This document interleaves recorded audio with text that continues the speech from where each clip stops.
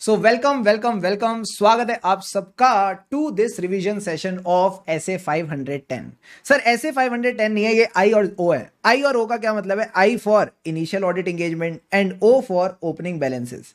यानी जब भी इनिशियल ऑडिट एंगेजमेंट होती है हमें ओपनिंग बैलेंसेस पे फोकस करना होता है। बट आपके मन में सवाल कि ये इनिशियल ऑडिट एंगेजमेंट होती क्या है सर?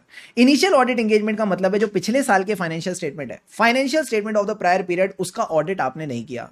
किसने किया? हमको क्या फर्क पड़ता है? Either they were not audited और audited by the predecessor auditor, but yes आपने इसका ऑडिट नहीं किया। ठीक है सर।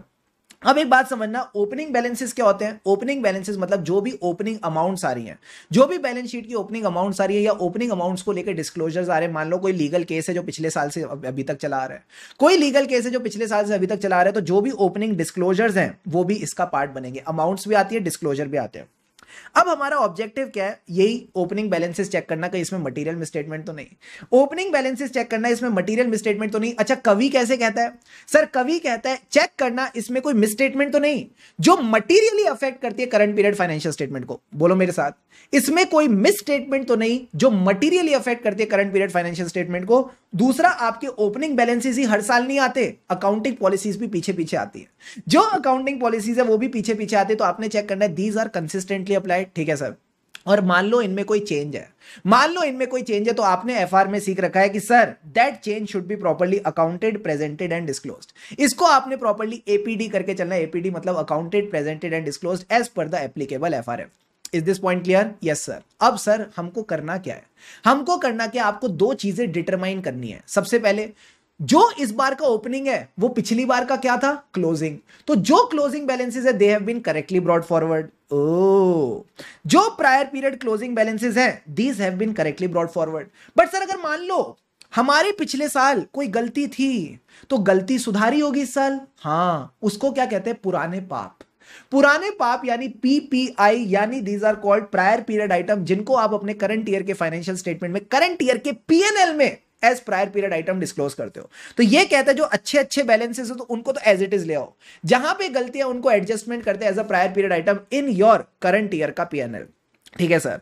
दूसरा अकाउंटिंग पॉलिसी वाली पॉइंट हो गया, ओपनिंग बैलेंसेस वाली चीजें हो गई। अब ये चेक करनी कैसे है? तीन तरीके हैं, तीन में से कोई भी जो आपको तरीके अच्छे लगे वो कर लो। सबसे पहले, पिछले साल के फाइनेंशियल स्टेटमेंट का अगर ऑडिट हुआ है, अगर पिछले साल के फाइनेंशियल स्टेटमेंट का ऑडिट हुआ है तो उसकी कॉपी ले लो, perusing the copy of audited financial statement. ठीक है सर। बाकी दो ऑप्शन क्या है? कैप और सैप। ये कैप और सैप क्या है? Current audit procedure, specific audit procedure. Current year के ऑडिट प्रोसीजर और स्पेसिफिक ऑडिट प्रोसीजर, इससे भी आपको एविडेंस मिल सकता है।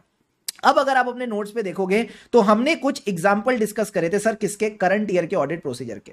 तो सबसे पहले करंट एसेट्स की बात करते हैं। करंट एसेट्स और करंट लायबिलिटीज में आते हैं दो हमारे फेवरेट, डेटर्स और क्रेडिटर्स। मैं कैसे पता कर सकता हूं ओपनिंग में कितने डेटर्स रहे होंगे? सर इस साल जो रिसीट्स हुई हैं, इस साल जो बैंक रिसीट्स हुई है ये ओपनिंग डेटर्स में से ही हुई होंगी। हाँ, तो जो आप कलेक्शंस चेक करोगे ड्यूरिंग द ईयर तो उससे आपको डेटर्स के बारे में ईआरसीवी का पता चल जाएगा। ERCV are the assertions, existence, rights, obligation, completeness और वैल्यूएशन।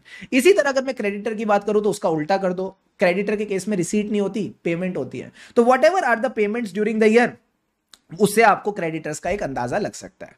अब जो स्पेशल पॉइंट था वो किसका था? इन्वेंट्री का। इन्वेंट्री का कैसे पता लगेगा सर? इन्वेंट्री का कैसे करें? तो मैंने कहा इन्वेंट्री चेक करने के लिए आपके पास क्वांटिटी और उसकी वैल्यू होनी चाहिए। अगर क्वांटिटी और वैल्यू को मल्टीप्लाई करोगे तो आपको ओपनिंग इन्वेंट्री का पता चल जाएगा। बट क्वांटिटी तो हम इस साल चेक करते हैं, जो क्लोजिंग बैलेंस होता है उसकी क्वांटिटी चेक करने के लिए हम जाते हैं इन्वेंट्री काउंट के लिए। हाँ, तो जब आप अभी का, इस साल का फिजिकल इन्वेंट्री काउंट अटेंड कर रहे हो ना क्लोजिंग बैलेंस का, उसको फिर आप रिकंसाइल करोगे ओपनिंग से। यानी आप अटेंड तो अभी वाले ही कर सकते हो, देन इस बार का अटेंड करके रिकंसाइल कर लेना ओपनिंग क्वांटिटी से। ठीक है सर। अब वैल्यूएशन का क्या करें? मैंने कहा वैल्यूएशन के लिए उसमें से ग्रॉस प्रॉफिट काट लो। वैल्यूएशन के लिए उसमें से ग्रॉस प्रॉफिट काट लो, यानी अगले दो पॉइंट्स आ जाएंगे, valuation, gross profit and cut off procedure. क्या ये तीनों प्रोसीजर क्लियर है? हाँ, इसी के ऊपर हमने क्वेश्चन किया था in your question bank also. Then comes the basic point of non current assets and liabilities। जो नॉन करंट एसेट लाइबिलिटीज है उनके लिए आप अकाउंटिंग रिकॉर्ड्स वगैरह देख लो, कुछ ज्यादा मसाला नहीं है। प्लस अगर आपकी कोई लॉन्ग टर्म बोरोइंग्स है तो जिस भी बंदे से बोरिंग ले रखी है आप उससे कंफर्मेशन वगैरह ले सकते हो कि कितना बैलेंस था as on opening balance date. ठीक है सर। अब सर एक बात बताओ, अगर अकाउंटिंग पॉलिसीज हमको पता लग ही रहा है, हमको दिख ही रहा है कि अकाउंटिंग पॉलिसीज कंसिस्टेंटली अप्लाई नहीं हुई, या अगर अकाउंटिंग पॉलिसीज में कोई चेंजेस थे वो ठीक से अकाउंट प्रेजेंट और डिस्क्लोज नहीं हुए, तो इफ यू हैव कंक्लूडेड, अगर आपको एविडेंस मिल गया, आपने ये चीज प्रूव कर ली है, आपको कंक्लूजन हो गया है, तो दो ही ऑप्शन पॉसिबल है, क्वालिफाइड और एडवर्स।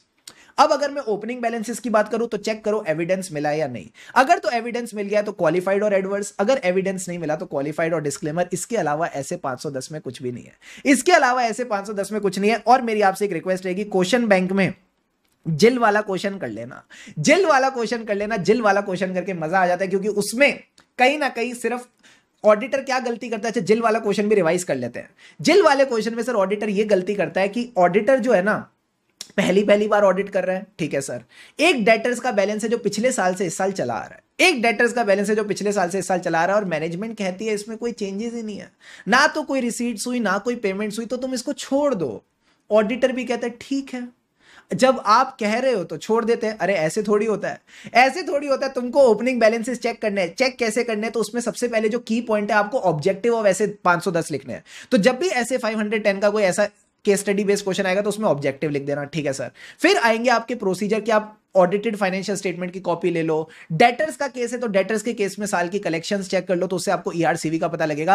अब इसमें तड़का लगाया था ऐसे 580 का, अब इसमें तड़का लगाया था ऐसे 580 का। सारे बच्चे बताओ ऐसे 580 के तड़के में क्या था? सर ऐसे 580 के तड़के में था written representation is a necessary evidence but not a sufficient and appropriate evidence. आप मैनेजमेंट के कहने पे सारी चीजें मान नहीं सकते, आपको चेक तो करनी पड़ेंगी। Got it sir. और इसके अलावा हमने क्या सीखा था? बस इसके अलावा कुछ नहीं था। कंक्लूजन भी यही था कि रिटर्न रिप्रेजेंटेशन तो लोगे, साथ ही साथ बाकी प्रोसीजर भी करके चलना। क्लियर है? यहां तक क्लियर है सर। यहां 510 की रिवीजन कंप्लीट होती है। अब ये जो 510 में हमने चीजें सीखी हैं, ये 710 में भी काम आएंगी जल्द ही। Stay ready for it. चलो सर।